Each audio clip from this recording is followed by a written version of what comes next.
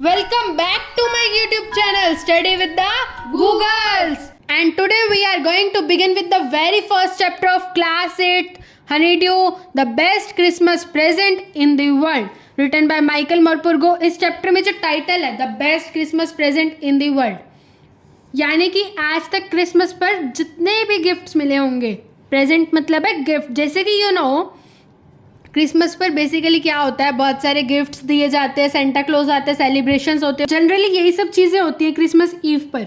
लेकिन इस स्टोरी के कैरेक्टर्स जिस गिफ्ट की बात कर रहे हैं उसके बारे में हम देखेंगे इस चैप्टर में, that why it is the best present, why it is the best gift given in the story, वो भी हम डिस्कस करेंगे इस स्टोरी में। So as we can see the title we are going to read something about Christmas, right? पर ऐसा नहीं है, हम यहाँ देखने वाले हैं कि कैसे there are wars between two countries. Wars क्या होता है? युद्ध, जंग छिड़ना। Soldiers are there to protect on the border, are on people, are on countries. तो कैसे एक वॉर के टाइम पे अगर एक फेस्टिवल होता है तो सोल्जर्स भी अपने फैमिली को मिस करते होंगे। Soldiers also miss their family, they want to celebrate like us like we do, जैसे हम सेलिब्रेट करते हैं वैसे वो भी अपने फेस्टिवल सेलिब्रेट करना चाहते होंगे। लाइक नॉर्मल पीपल जो है, फेस्टिवल होता है तो हम फेस्टिवल को ऐसे आसानी से नहीं जाने देते, हम उसे बहुत अच्छे से सेलिब्रेट करते हैं। हर एक चीज़ होती है उसके अंदर, जैसे स्वीट्स मंगाएंगे, मिठाइयाँ, अच्छा खाना, गुड फूड होगा उसके अंदर, प्रेजेंट्स होंगे, गेट टुगेदर होगा फैमिली का, फ्रेंड्स का, और बहुत सारी ब्लेसिंग्स होंगी, बहुत ज़्यादा इन्जॉयमेंट होगा, चीयरफुल मूवमेंट होगा। But are this things also there with the soldiers, कि ये सब चीज़ें सोल्जर्स के साथ भी होती है, जो कि हमारी कंट्री के लिए, हमारी सेफ्टी के लिए हमें प्रोटेक्ट करते हैं, हमारे लिए यहाँ पर होते हैं, ना कि अपनी फैमिली के साथ whenever there is a festival. तो यहाँ पर यही देखने वाले हैं हम, this is something related to World war One.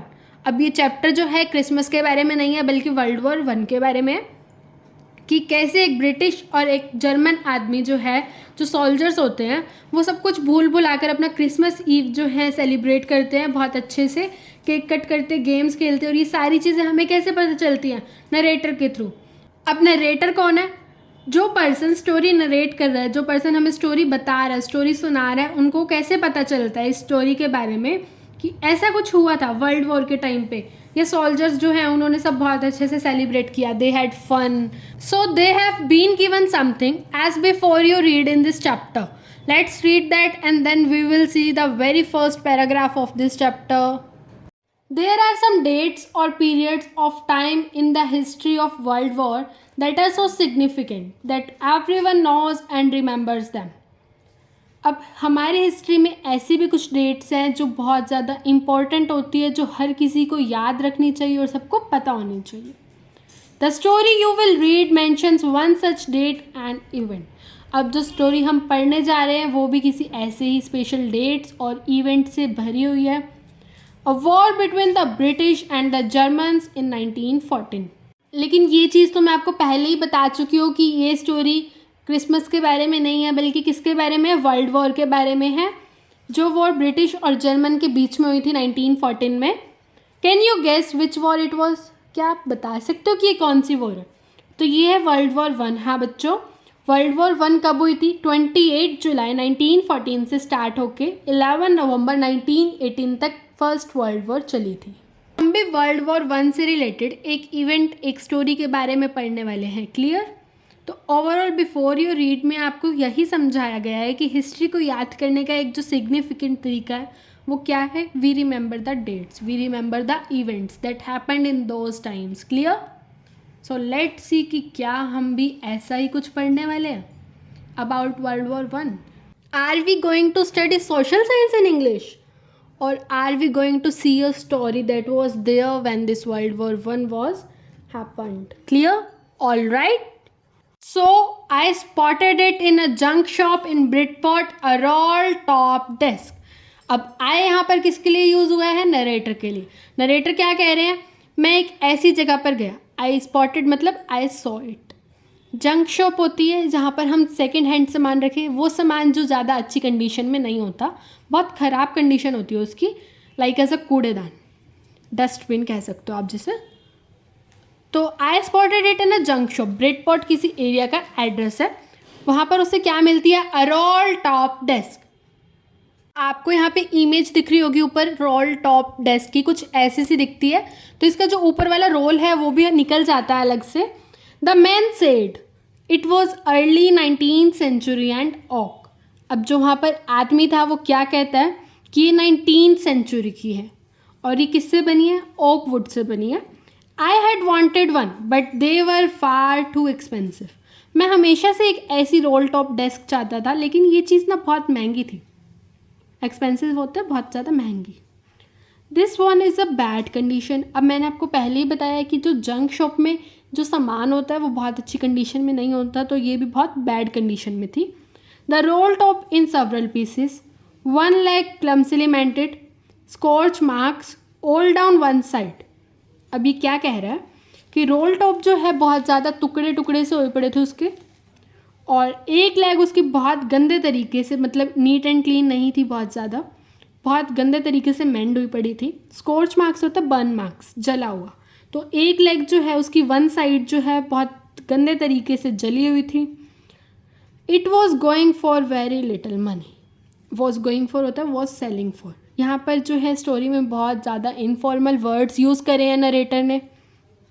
अब वो क्या कह रहा है कि वो मुझे बहुत कम पैसों में बेच रहा था, उसे बहुत सस्ती सी लगा रहा था रेट में। I thought I could restore it. तो मैंने सोचा कि मैं इसे रिस्टोर कर लूँगा, मैं इसे वापस से ठीक खुद कर लूँगा। It would be a risk, a challenge. अब ये मेरे लिए एक रिस्क भी था लेकिन एक चैलेंज भी था। But I had to have it, लेकिन मुझे तो ये चाहिए थी। I paid the man and brought it back to my work room at the back of the garage. उस आदमी को पैसे दे दिए और उससे वो ले ली, और वो कहाँ पर लेके चला गया, अपने वर्क रूम में जहाँ पर वो काम करता था। वो कहाँ पर था, उसके गैरेज के पीछे। I begin work on it on Christmas Eve. अब उसने जो है उसके ऊपर काम करना शुरू कर दिया रोल टॉप डेस्क पे। कब, क्रिसमस ईव पर। I remove the roll top completely and pulled out the drawers. अब उसने जो है रोल टॉप को पूरे तरीके से कम्प्लीटली हटा दिया था और क्या किया, ड्रॉर्स को अपनी तरफ खींचना स्टार्ट करा।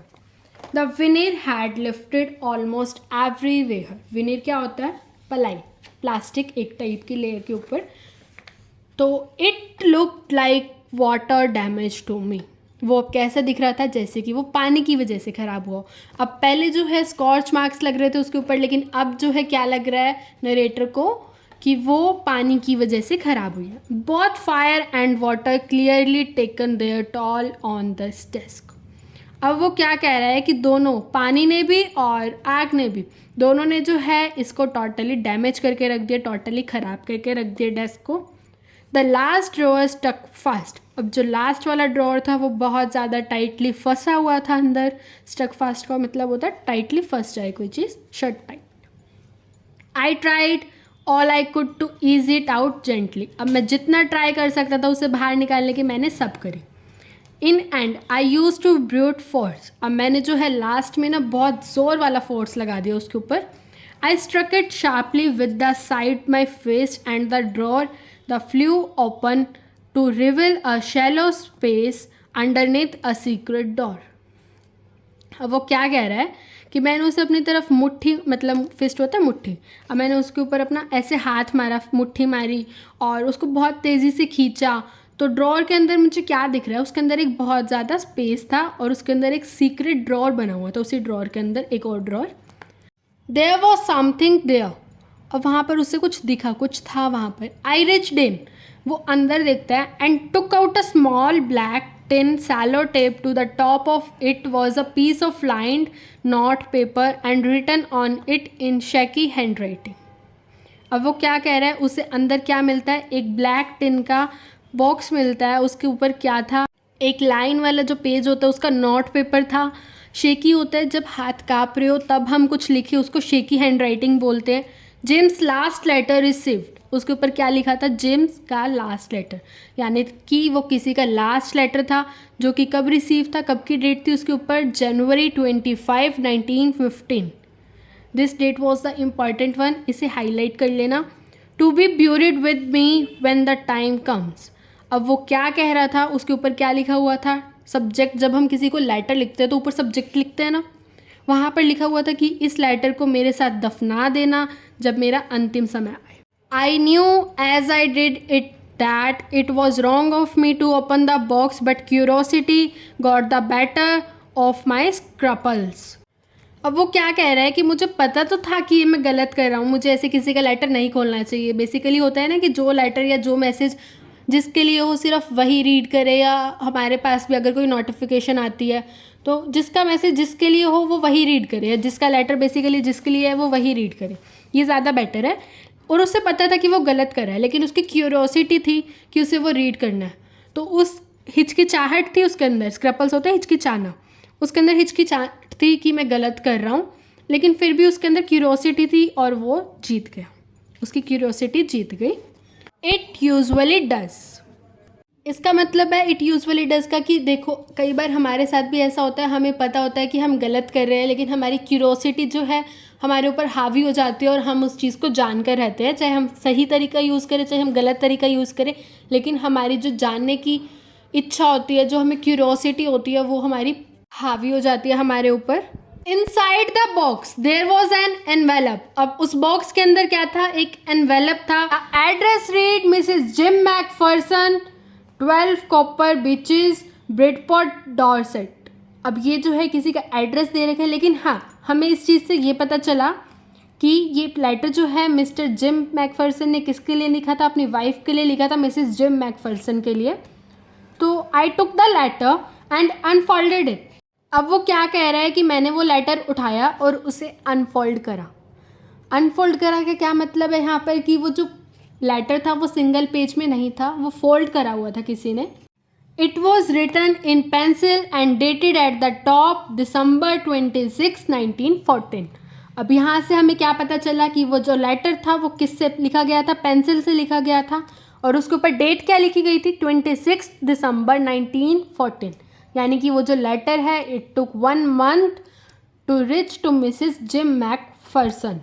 अब इस लेटर ने जो है 1 महीना लगा दिया उसकी वाइफ के पास पहुंचने में, मिसेस जिम मैकफर्सन के पास पहुंचने में.